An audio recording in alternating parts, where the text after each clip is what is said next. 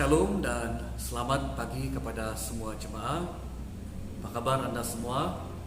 Saya harap Anda semua tetap berada dalam keadaan yang baik dan tetap dalam penyertaan Tuhan.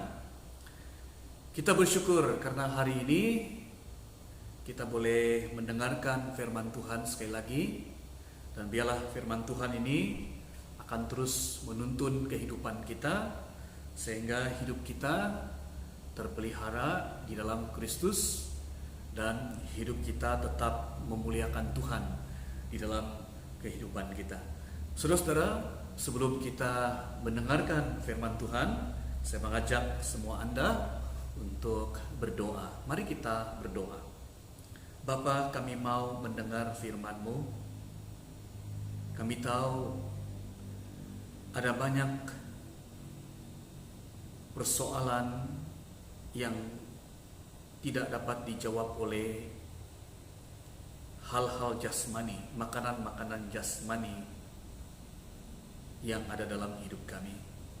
Sebab itu Tuhan, kami memerlukan makanan firman Tuhan, karena sesungguhnya firman Tuhan adalah jawaban hidup kami. Sehingga biarlah firman Tuhan ini menguatkan kami, menghibur, meneguhkan, dan memimpin kami, mendewasakan kami di dalam Engkau. Tuhan, berilah kami pengertian dan mampukanlah kami untuk melakukan firman-Mu. Dalam nama Yesus kami berdoa. Amin. Jemaah sekalian, melalui pembacaan firman Tuhan yang kita sudah baca sebentar tadi dalam Roma bab yang ke-12, ayat yang pertama sehingga ayat yang kedua, saya menarik satu tema yang menjadi pelajaran kita bersama pada pagi hari ini, yaitu hidup ini untuk melayani Tuhan. Saudara-saudara, ketika saya melihat dalam Facebook pada hari Jumat yang lalu,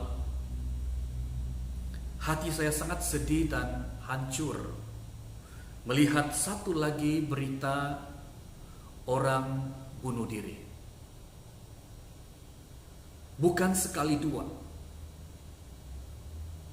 Kalau kita melihat di negara Malaysia, berita seperti ini sering terjadi, khususnya semasa pandemik COVID-19 melanda di negara kita, juga di seluruh dunia ini. Saya tidak tahu apa pergumulan mereka secara spesifik sehingga mereka membunuh diri. Tetapi saya pasti bahwa mereka telah mengalami satu tekanan hidup yang membuatkan mereka untuk melakukan demikian. Dan ini menggambarkan keadaan manusia di dunia ini, di mana ramai orang yang mengalami tekanan hidup oleh karena menghadapi pergumulan hidup, khususnya semasa kehadiran COVID-19 di dunia ini. Saudara-saudara, jadi ini menyatakan kepada kita bahwa semasa kita sedang berhadapan dengan pandemik COVID-19 pada tahun ini, sadarlah kita bahwa keperluan kita, keperluan dunia, keperluan manusia tidak hanya supaya COVID-19 ini cepat berakhir, tetapi ada banyak persoalan yang timbul akibat daripada pandemik COVID-19, baik kepada keluarga, jemaah, dan orang lain. Bagaimana mereka yang sakit di hospital, yang dijangkiti COVID-19? Bagaimana keluarga mereka, khususnya mereka yang kehilangan ahli keluarga karena COVID-19? Jikalau Anda pernah mengalami karantin, sedangkan karantin pun kita sudah mengalami satu tekanan yang sangat berat. Bagaimana kalau saya kena? Bagaimana kalau keluarga saya kena dan sebagainya? Itu kita yang belum pasti telah dijangkiti ataupun tidak. Tetapi bagaimana mereka yang telah dijangkiti COVID-19, bahkan bagaimana keluarga mereka, khususnya mereka yang kehilangan ahli keluarga karena COVID-19. Bagaimana mereka yang kehilangan pekerjaan dan punca pendapatan. Bagaimana mereka yang hidup gelandangan, tiada tempat tinggal, apalagi sumber pendapatan. Bagaimana mereka yang sedang dalam kemurungan, ketakutan, kekhawatiran, kelaparan, putus harapan dan sebagainya.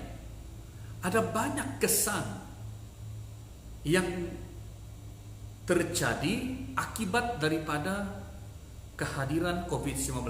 Sebab itulah saya katakan tadi bahwa keperluan kita pada masa sekarang tidak hanya supaya COVID-19 ini cepat berakhir, tetapi ada banyak persoalan-persoalan yang timbul kesan daripada pandemik COVID-19. Ada orang yang tertekan, ada orang yang kemurungan, ada orang yang ketakutan berlebihan, ada orang yang tertekan sehingga mengambil keputusan untuk mengakhiri hidup. Saudara-saudari yang saya kasih dalam Tuhan Yesus Kristus, apakah respon kita terhadap keadaan yang berlaku di sekitar kita? Ketika kita melihat berita, ya, apa respon kita? Ya. Ada orang yang menyatakan, ada orang yang komen, siapa suruh begitu? Kenapa harus melakukan demikian? Sebagai orang-orang percaya, saudara, respon kita sepatutnya lebih dalam daripada itu. Maksud saya, apa respon kita? Bagaimana kita boleh menolong orang-orang di sekitar kita, orang-orang yang memerlukan pertolongan.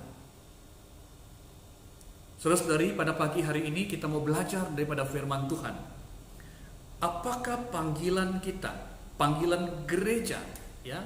Kita adalah gereja. Jadi, apakah panggilan sebagai anak-anak Tuhan, gereja yang telah ditebus oleh darah Kristus, kepada orang-orang di sekeliling kita, bahkan yang ada di luar tembok gereja? Saudara-saudari yang saya kasih dalam Tuhan Yesus, bila kita melihat bacaan firman Tuhan pada pagi hari ini dalam ayat yang pertama, dikatakan, karena itu saudara-saudara, demi kemurahan Allah, aku menasihatkan kamu supaya kamu mempersembahkan tubuhmu sebagai persembahan yang hidup, yang kudus dan yang berkenan kepada Allah. Itu adalah ibadahmu yang sejati. Saudara-saudari yang saya kasih dalam Tuhan Yesus Kristus, ayat firman Tuhan pada pagi hari ini dimulai dengan karena itu saudara-saudara, demi kemurahan Allah. Ya. Sekali lagi, ayat firman Tuhan pada pagi hari ini dimulai dengan demi kemurahan Allah. Atau dalam kata yang lain, karena anugerah Tuhan, karena kebaikan Tuhan, karena kasih karunia Tuhan, Karena apa yang Dia telah lakukan dalam hidup kita. Sehingga diteruskan lagi ayat yang berikutnya, dikatakan, aku menasihatkan kamu. Karena Allah sangat baik, karena kasih karunia Tuhan, karena anugerah Tuhan yang begitu besar, aku menggesa kamu, aku menasihatkan kamu, kata firman Tuhan, supaya apa? Mempersembahkan tubuh, ya, mempersembahkan tubuh sebagai persembahan yang hidup, yang kudus, yang berkenan kepada Allah. Itu adalah ibadahmu yang sejati. Karena kemurahan Allah, karena kebaikan Allah, karena anugerah Tuhan, aku menggesah kamu, aku menasihatkan kamu supaya mempersembahkan tubuhmu sebagai persembahan yang hidup, yang kudus, dan yang berkenan kepada Allah. Itulah ibadahmu yang sejati. Saudara-saudari, apakah ibadah yang sejati itu? Ya, apakah ibadah yang sejati itu? Ibadah sejati itu dikatakan persembahan yang hidup, yang kudus, dan yang berkenan kepada Allah. Dan apakah persembahan yang hidup itu? Yang kudus, yang berkenan kepada Allah. Berarti saudara, ini merupakan persembahan yang terbaik, ya. Persembahan yang terbaik. Apa persembahan yang terbaik yang kita berikan kepada Allah? Tidak lain, tidak bukan tubuh kita. Seluruh hidup kita adalah persembahan yang hidup, yang kudus, dan yang berkenan kepada Allah. Sebelum ini, saudara, orang-orang Israel mempersembahkan korban binatang, dan itu harus mati, ya, harus mati. Tetapi dalam perjanjian baru, Yesuslah yang telah mati, ya. Yesuslah yang telah mati untuk kita, ya. Dan sekarang, ya, Tuhan mendorong, Tuhan meminta kita, ya, supaya kita mempersembahkan tubuh kita sebagai persembahan yang hidup, yang kudus, dan yang berkenan kepada Allah, ya. Jadi firman Tuhan di sini dikatakan, aku menasihatkan kamu, aku menggesa. Lihat saudara, ya, ini merupakan panggilan yang mulia, ya. Saya melihat di sini tidak ada kata-kata paksaan, sebab Allah sudah baik, Allah sudah melakukan yang terbaik untuk kita. Sekarang kamu harus, tidak demikian, saudara, ya, tidak demikian. Tapi apa yang Dia katakan ialah, aku menasihatkan kamu, ya, aku menasihatkan kamu, atau aku menggesa kamu untuk mempersembahkan tubuhmu sebagai persembahan yang hidup, yang kudus, yang berkenan kepada Allah. Itu adalah ibadahmu yang sejati. Saudara-saudara, sungguh mulia Tuhan kita, ya, sungguh mulia Tuhan kita. Dia telah mempersembahkan yang terbaik untuk kita, di mana Dia telah mengorbankan anaknya yang dikasihinya, yaitu Yesus Kristus. Dan sampai pada tahap sekarang, ya, setelah Yesus sudah memberikan hidupnya, ya, Dia memanggil dengan penuh hormat, dengan penuh kasih, ya, dengan penuh kasih. Dia katakan, persembahkanlah tubuhmu sebagai persembahan yang hidup, yang kudus, dan yang berkenan kepada Allah. Saudara-saudara, kenapa Tuhan tertarik dengan tubuh kita? Sebab tubuh kita adalah pelaku, tubuh kita adalah pelaksana firman-Nya, kehendaknya di bumi ini. Sebab itu Tuhan Yesus meminta kita, ya. Tuhan Yesus menasihatkan kita, menggesa. Firman Tuhan menggesa, firman Tuhan menasihatkan kita supaya kita mempersembahkan tubuh kita menjadi alat Tuhan, alat kemuliaan Tuhan untuk mengerjakan pelayanannya di muka bumi ini. Saudara-saudara, ini membawa maksud bahwa ibadah yang sejati itu ialah mempersembahkan tubuh kita, mempersembahkan seluruh hidup kita, ya. Seluruh hidup kita, ya, yaitu juga berarti mengabdi, menyerahkan diri kepada Tuhan, ya. Tidak mungkin kita dapat mempersembahkan tubuh kalau kita tidak ada pengabdian, tidak ada penyerahan diri kepada Tuhan. Mempersembahkan tubuh, ya, untuk menjadi alat Tuhan yang dimengerti oleh kita sebagai pelayanan untuk mencapai kehendak Allah, untuk mencapai rencana, untuk mencapai visi Allah di dunia ini. Dan kita lakukan semua ini dengan hati yang bersyukur dan bersukacita sebab anugerah Tuhan yang terlalu besar kepada kita.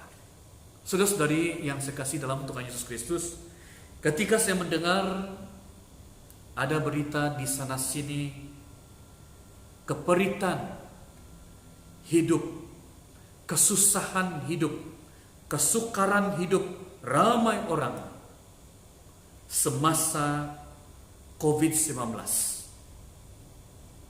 Dan lebih-lebih lagi mendengar berita tentang ramai orang bunuh diri akibat daripada tekanan hidup.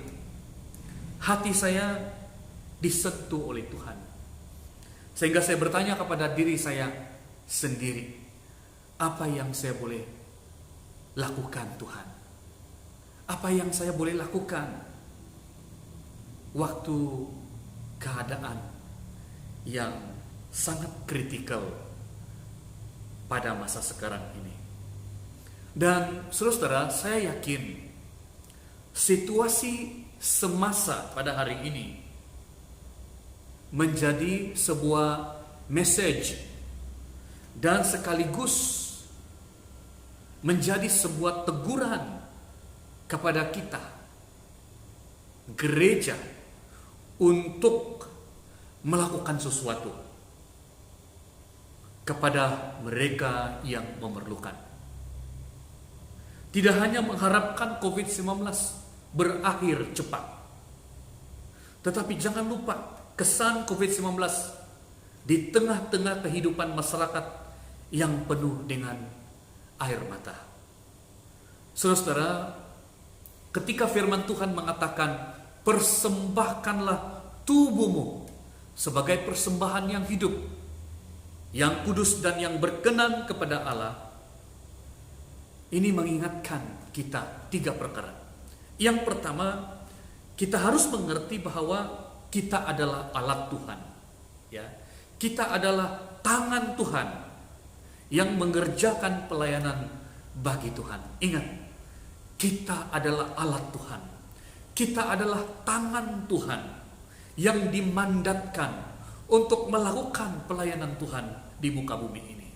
Itu yang pertama. Yang kedua, kita harus mengerti bahwa pelayanan tidak hanya seluas gedung gereja atau seluas pelayanan di antara orang percaya saja, tetapi juga di luar tembok gereja. Ya. Ini memberi pesan kepada kita bahwa pelayanan itu tidak hanya sejauh datang ke gereja. Pelayanan itu tidak hanya sejauh memimpin ibadah, memimpin pujian, memimpin doa, berkhotbah dan sebagainya. Tetapi lebih daripada itu, saudara. Dan ingat bahwa 3 elemen yang penting dalam gereja yang harus ada, Yang pertama itu adalah vertical, kepada Allah. Dan yang kedua ialah internal, persekutuan sesama orang percaya. Dan yang ketiga ialah horizontal, itu di luar daripada tembok gereja. Jadi itulah maksud gereja, ya, memiliki tiga elemen yang penting, ya. Jadi tidak hanya di dalam gedung gereja sahaja ataupun di kalangan orang percaya sahaja, tetapi juga horizontal, menjangkau keluar untuk melayani orang-orang yang memerlukan di luar sana. Dan yang ketiga, saudara, ialah kita harus mengerti konsep garam dan terang dunia, di mana itu berarti tidak hanya kata-kata atau gaya hidup kita, tetapi jangan lupa perbuatan kita, yaitu bagaimana mereka yang memerlukan merasakan terang, merasakan garam Kristus di dalam diri kita. Dan ini menyangkut soal iman dan juga perbuatan. Sebagai orang Kristen, kita beriman kepada Tuhan, tapi jangan lupa juga kita dipanggil untuk melakukan sesuatu apa yang kita imani. Sebagai contoh, ketika mereka tiada makanan, maka terang bagi mereka adalah makanan. Dan ketika kita memberi makanan, kita telah membawa terang itu dalam hidup mereka. Dan seterusnya, pelayanan yang kita lakukan ini, Tuhan Yesus boleh pakai untuk sentuh hati setiap pribadi yang mengalami kasih Tuhan itu, untuk dibawa melihat terang hidup lebih daripada makanan, yaitu Yesus Kristus sendiri. Berarti saudara, garam dan terang membawa maksud untuk kita membawa baik keperluan rohani juga jasmani. Saudara-saudara yang saya kasih dalam Tuhan Yesus Kristus, Roma 12 ayat yang pertama. Karena itu saudara-saudara, demi kemurahan Allah aku menasihatkan kamu supaya kamu mempersembahkan tubuhmu sebagai persembahan yang hidup, yang kudus dan yang berkenan kepada Allah. Itu adalah ibadahmu yang sejati. Saudara-saudara, ini juga memberi message kepada kita bahwa Tuhan Yesus adalah persembahan yang terbaik untuk kita, untuk dunia ini. Hari ini Tuhan Yesus memanggil kita dengan penuh hormat. Hari ini Tuhan Yesus mau kita meresponi situasi yang ada di sekitar kita, bahkan situasi yang ada di dalam dunia ini, untuk mempersembahkan tubuh kita kepada Tuhan Yesus, untuk menjadi alat Tuhan, menjadi tangan Tuhan untuk orang-orang yang memerlukan kasih Tuhan, khususnya semasa pandemik COVID-19 ini. Saudari, karena anugerah Tuhan menyelamatkan kita. Karena anugerah kita hidup sampai hari ini. Semua karena anugerah. Semua yang ada pada kita ini adalah anugerah daripada Tuhan. Dan saudara, oleh karena anugerah Tuhan ini, firman Tuhan memanggil kita untuk mempersembahkan hidup kita, mempergunakan anugerah yang Tuhan berikan kepada kita untuk memberkati orang lain, untuk menjadi alat Tuhan, menjadi tangan Tuhan untuk mereka yang memerlukan kasih Tuhan. Biarlah firman Tuhan pada pagi hari ini menyentuh hati kita. Bahkan biarlah firman Tuhan ini memberkati setiap kita untuk meresponi firman Tuhan yang baru saja kita dengar. Marilah saudara, kita mempersembahkan hidup kita kepada Tuhan sebagai persembahan yang hidup, yang kudus, dan yang berkenan kepada Allah. Katakan kepada Tuhan, ini aku Tuhan, pakailah hidupku selagi aku masih kuat. Pakailah hidup ini seturut rencanamu, sehingga Tuhan dimuliakan di dalam kehidupan kita. Tuhan memberkati kita semua.